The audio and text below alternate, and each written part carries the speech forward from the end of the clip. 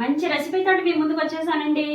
ఈరోజు మా ఒరిస్సా స్టైల్లోని గుగ్గిని చేయబోతున్నానండి. మరి అది ఎలా చేయాలో, దానికి ఏమేమి పదార్థాలు కావాలో వచ్చేయండి చూసేద్దాం.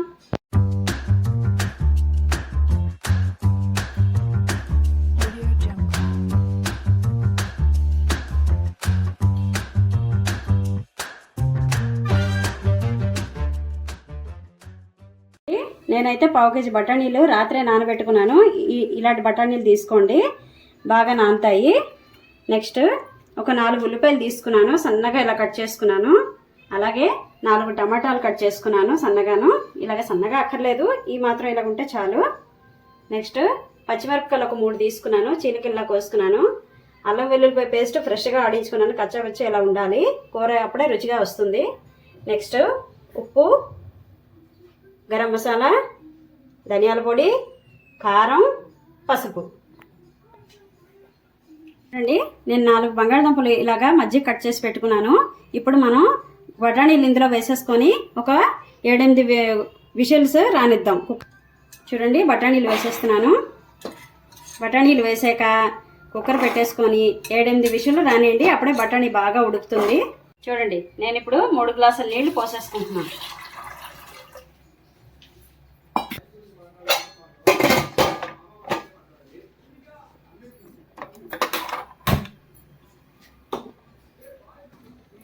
ఇప్పుడు మనం బఠానీలు బంగాళదుంపలు ఉడికే లోపల మనం ఇప్పుడు వేరే ప్రాసెస్ చేసుకుందాం. పొయ్యి మీద బాండీ పెట్టేసుకొని ఒక 5-6 చెంచాలు నూనె వేసుకోండి. కర్రీ ప్రిపేర్ చేసుకుందాం మనం ఉడికే లోపల. చూడండి, ఆయిల్ హీట్ ఎక్కింది. ఇప్పుడు మనం కొంచెం జీలకర్ర, అలాగే బిర్యానీ ఆకు ఒక 2 తుంపేసి వేసేసుకోండి. వేసేసుకున్న తర్వాత ఇప్పుడు మనం ఉల్లిపాయలు వేసేసుకుందాం.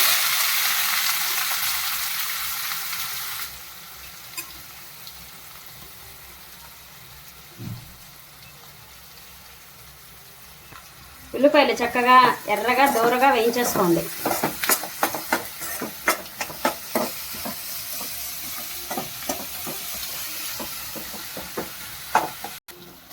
చూడండి, ఉల్లిపాయలు బాగా వేగిపోయి ఇప్పుడు మనం అల్లం వెల్లుల్లిపాయ పేస్ట్ వేసేసుకుందాం. పచ్చి వాసన పోయేంత వరకు వేయించుకోండి చక్కగా. చూడండి, అల్లం వెల్లుల్లిపాయ పేస్ట్ వేగిపోయింది. ఇప్పుడు మనం పసుపు, తగినంత కారం, 1 టేబుల్ స్పూన్ ధనియాల powder, 1/2 table spoon garam masala, అలాగే ఉప్పు, తగినంత ఉప్పు. ఇప్పుడు దీన్ని శుభ్రంగా వేయించుకోండి. పొడిలు ఏదైనా సరే వేయిస్తేనే బాగుంటుంది.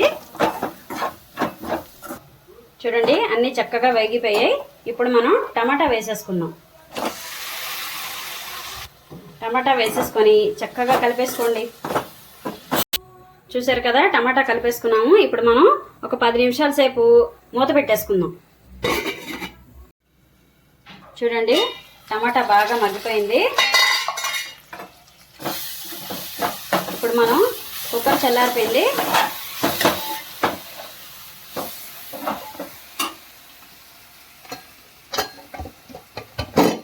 చూసారా, బాగా మగ్గిపోయాయి.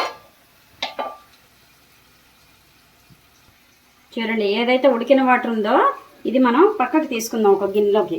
ఎందుకంటే ఈ వాటర్ కూడా మనం పోసుకోవచ్చు లాస్ట్లోని.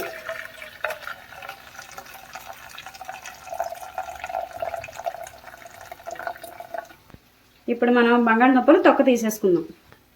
చూడండి, బంగాళదుంపలు తొక్క తీసేసుకున్నాం కదా.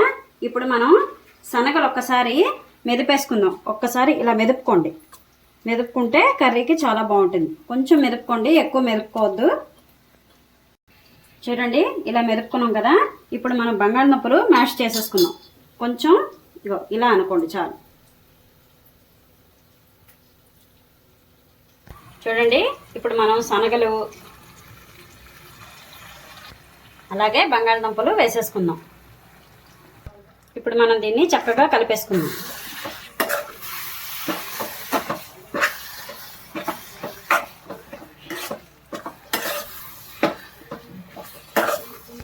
కలుపుకున్నాం కదా. ఏదైతే మనం బఠానీ బంగాళదుంప ఉడికించిన వాటర్ ఏదైతే ఉందో అది ఇప్పుడు మనం ఇందులో పోసేసుకుందాం. మీకు కావాలనుకుంటే ఇంకొంచెం పోసుకోవచ్చు. ఇప్పుడు చక్కగా కలిపేసుకొని చూడండి. ఇప్పుడు మనం పచ్చిమిరపకాయలు వేసేసుకుందాం.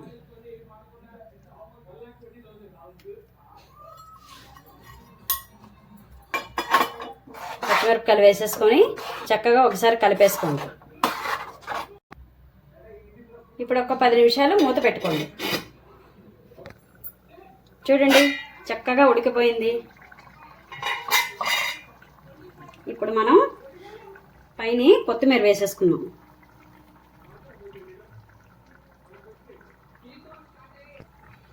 అలాగే చూడండి పక్కనే పూరి కూడా వేయించుకుంటున్నాను నేను.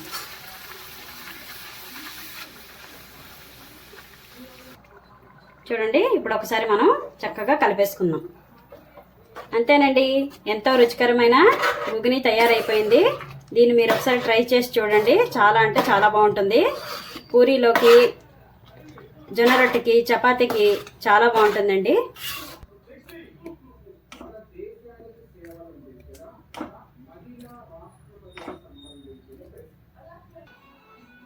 వేడి వేడి పూరి గుగ్గిని రెడీ అయిపోయిందండి. నేను ఇందాక చెప్పినట్టు చపాతీలోకి, పూరీలోకి, జొన్న రొట్టెలోకి చాలా బాగుంటుంది. అలాగే ఉత్తిగా కూడా మీరు తినచ్చు. ఆనియన్స్ సన్నగా కట్ చేసుకొని పైన వేసుకొని ఉత్తిగా కూడా తినచ్చు. మరి నా ఈ రెసిపీ కనుక మీకు నచ్చినట్లయితే లైక్ చేయండి, షేర్ చేయండి, సబ్స్క్రైబ్ చేయండి.